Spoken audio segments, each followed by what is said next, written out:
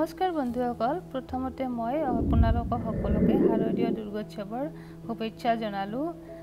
আজিৰ ভিডিঅটো মই বনাইছো বেসিক্যালি ভেজ থালিৰ ওপৰত আপোনালোকে ভিডিঅটো দেখা পাব সম্পূৰ্ণ এখন ভেজ থালি যত কেইটামান মই অসমীয়া ডিশ আছে কেইটামান অসমীয়া ডিশ আছে আৰু কেইটামান নৰ্থ ইণ্ডিয়ান ডিশ আছে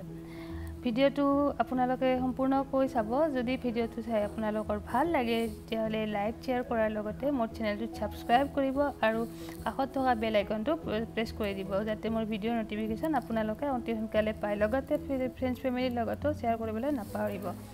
এই প্ৰথম বনাইছো মই জিৰা ৰাইচ তাৰ বাবে মই এটা কেৰাহীত অকমান ৰিফাইন অইল লৈছো আৰু ৰিফাইন অইলত মই জিৰা কেইটামান এনেদৰে ফুটাই লম গৰম ৰিফাইন তেলত এনেদৰে লৰাই দিলো তাৰ পিছত এতিয়া মই ইয়াত চাউলখিনি এড কৰিম মই বাসমতি চাউল ইউজ কৰিছো আপোনালোকে যি মন যায় সেই চাউল ইউজ কৰিব কোনো প্ৰবলেম নাই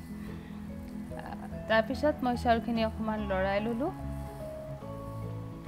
লৰাই লৈ এতিয়া মই চাউলখিনি অকমান ভাজা হোৱাৰ পিছত চাউলখিনি মই এটা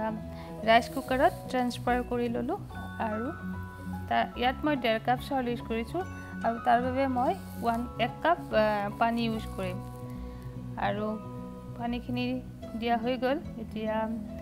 মই ৰাইচ কুকাৰটো বন্ধ কৰি ইয়াত হোৱাইট ৰাইচ বুলি অপচনটো দি দিলো অন কৰি আৰু আমাৰ জিৰা ৰাইচ হৈ গল ইয়াত মই অকমান ধনিয়া দি ভালদৰে গাৰ্নিশ কৰি ললো খাবলৈ বহুতে টেস্টি হয় আপোনালোকে ট্ৰাই কৰি চাব বহুত ইজি ৰেচিপি আৰু মোক ক'বলৈ নাপাহৰিব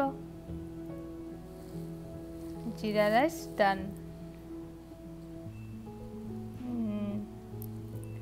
নেক্সট ৰেচিপি হ'ল পটল ভাজি একদম আমাৰ পিওৰ অসমীয়া পটল ভাজি ইয়াৰ বাবে লাগিব পটল মই কেইটামান পটল এনেকে ৰুকি ললো লৈ ধুই ভালদৰে দীঘল কৈ এনেদৰে কাটি ললো আমি জেনেৰেলি যেনেকে কাটো ঠিক তেনেদৰে আৰু একো ডিফাৰেন্স নাই ক'ব লগা নাই বাট কলো আৰু এনেদৰে কাটি ললো এতিয়া মই ইয়াত নিমখ এড কৰিলো হালধি পাউডাৰ এড কৰিলো আৰু অকমান জলকীয়া গুৰি এড কৰিলো আৰু এনেকে হানি ললো ধুনিয়াকৈ তাৰ পিছত মই কেৰাহী এখনত ৰিফাইন তেল লৈ গৰম ৰিফাইন তেলত পটলখিনি এড কৰিলো আৰু এনেকে লৰাই দিলো আৰু মিডিয়াম ফ্লেমত কিছু সময় ৰাখি দিলো পটলখিনি সিজা হোৱাৰ পিছত মই হাই ফ্লেমত দি অকমান আকৌ ভাজি ললো ভাজি মোৰ পটল ভাজি ৰেডি হৈ গল এতিয়া নেক্সট হৈছে কেৰেলা ভাজি এইটো হেই একেই আৰু অসমীয়া ষ্টাইল কেৰেলা ভাজি তাৰ বাবে মই এটা কেৰেলা এনেকে ললো মেমি কৈ এনেকে কেৰেলাটো ধুই এনেকে কাটি ললো দুফাল কৰি আমি নৰমালি এনেকে কাটো সো এইটো ষ্টাইলত কাটি এতিয়া মই ইয়াত এড কৰিম জলকীয়া গুৰি আকৌ অকমান বেছি নহয় আৰু নিমখ এড কৰিলো আৰু আপোনাৰ হালধি পাউডাৰ এড কৰিলো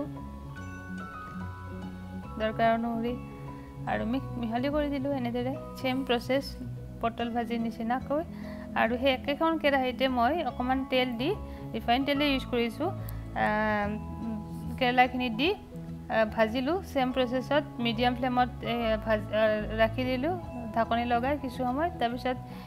সিজাহান হোৱাৰ পিছত মই অকমান হাই ফ্লেমত অকমান ক্ৰিস্পি কৰিবৰ কাৰণে ভাজিলো তাৰ পিছত উলিয়াই ললো কেৰেলা ভাজিখন হৈ গল এনেদৰে নেক্সট ৰেচিপি হৈছে মটৰ পনীৰ ৰেচিপি মটৰ পনীৰ ৰেচিপিৰ মোৰ এটা ভালকৈ ভিডিঅ আছে মোৰ চেনেলত আপোনালোকে যদি ইচ্ছা কৰে মই আপোনালোকে মোৰ চেনেলত গৈ ৰেচিপিটো চাব পাৰে তাৰ বাবে মই ললো বিলাহী এনেদৰে ডাঙৰ কৰি কাটি ললো ডাঙৰ পিচ কৰি এনেদৰে আৰু ললো মই পিয়াজ ডাঙৰ কৈ ডাঙৰ ডাঙৰকৈ লৈছোঁ কাৰণ মই পেষ্ট বনাম সো বেছি মিহিকৈ নকাটিলে হ'ব মিক্সিত যেহেতু মই পেষ্ট বনামে আৰু ললো মই কেঁচা জলকীয়া আৰু গোটেইখিনি একেলগে এতিয়া এটা মিহি পেষ্ট বনাই ললো এনেদৰে এতিয়া মই লৈছোঁ গোটা গৰম মছলা তাত আছে দালচেনি লং সৰু ইলাচি আৰু ডাঙৰ ইলাচি গোটেইখিনি ভালদৰে ভাজি ললো কিছু সময় তাৰ পিছত মই পেষ্টখিনি এড কৰিলো ইয়াত তেলত গৰম তেলত আৰু অকমান লৰাই ভাজিলো কিছু সময় এনেদৰে এতিয়া মই ইয়াত এড কৰিম নিমখ এড কৰি কিছু সময় মই ভাজিবলৈ ৰাখি থৈ দিম এনেকৈ মিডিয়াম ফ্লেমত ৰাখি কিছু সময় থৈ দিম অলপ ভাজা হোৱাৰ পিছত মই ইয়াত এড কৰিম হালধি পাউডাৰ তাৰ পিছত ধনিয়া পাউডাৰ আৰু জিৰা পাউডাৰ তাৰ পিছত মই ইয়াত আৰু মিক্স কৰি লম এনেদৰে যদি পানী দৰকাৰ ফিল কৰে পানী এড কৰিব পাৰে মই এড কৰা নাই মই পিছত এড কৰিম এতিয়া বৰ্তমান এড কৰা নাই এমুঠিমান কাজু ললো আৰু কাজুখিনি এতিয়া মই মিক্সিতে পেষ্ট বনাই লম তাৰ বাবে অলপ পানী লৈ ভালদৰে মিক্সিত এটা ধুনীয়া পেষ্ট বনাই ভাজিখিনি মছলাখিনি ভাজা হোৱাৰ পিছত মই এই কাজুখিনি দি দিছোঁ তাত এইখিনিও গোটেইখিনি একেলগে অলপ সময় ভাজি ল'ম তাৰ পিছত মছলাৰ পৰা তেল ওলোৱা যেন দেখিলে মই মটৰ এড কৰিছোঁ মই ফ্ৰজেন মটৰ ইউজ কৰিছোঁ সো সেইকাৰণে মই চব্জিখন হোৱাৰ আগত ইউজ কৰিছোঁ যদি আপুনি কেঁচা মটৰ ইউজ কৰে তেতিয়াহ'লে মটৰখিনি আগতে ইউজ ব্যৱহাৰ মানে নহ'লে নিসিজিব সেই গতিকে আগতে ইউজ কৰিব আৰু মই পনীৰো ইউজ কৰিলোঁ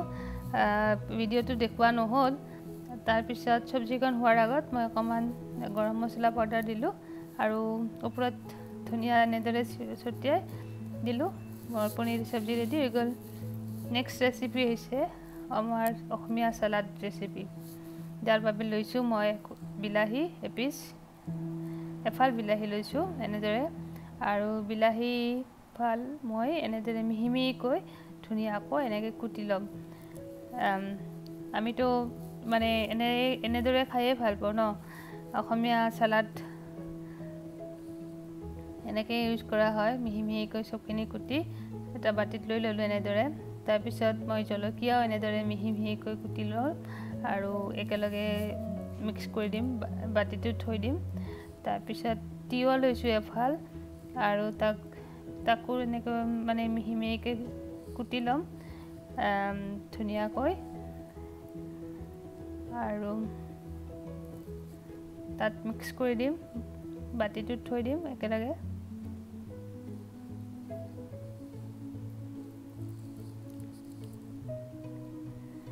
আমি এনেদৰে খাই ভাল পাওঁ মানে চালাডটো এনেকৈ খায়ে ভাল লাগে আমিতো জেনেৰেলি অসমীয়া মানুহে এনেকৈ চালাড খাওঁ ন সো আমাৰ এইটোৱে ফেভাৰিট হয় বেছিকৈ আমি এনেকৈ ব্যৱহাৰ কৰোঁ আৰু ধনিয়া ল'লোঁ অকণমান আৰু এড কৰিলোঁ তাত পিঁয়াজো মই ল'লোঁ পিঁয়াজ লৈ মিহি মিহিকৈ এনেকৈ কুটি ল'ম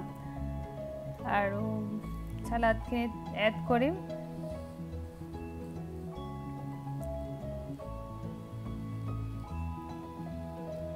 আৰু ল'লোঁ মই পদিনা এনেদৰে মিহি মিহিকৈ একদম কুটি ল'ম আৰু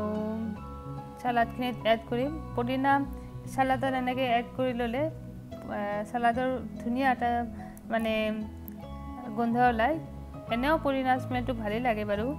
আৰু ল'লোঁ মই বিট পালেং এনেদৰে মিহি মিহিকৈ ৰুকি ল'ম ৰুকি চালাডত এড কৰি দিলোঁ একেলগত মই বিট পালেং কিন্তু বহুত ভাল পাওঁ ভাল লাগে বিট পালেং খাই আৰু চালাডৰ মানে কালাৰটো এটা ডিফাৰেণ্ট কালাৰ আহি যায় ভাল লাগে কালাৰটো চালাডৰ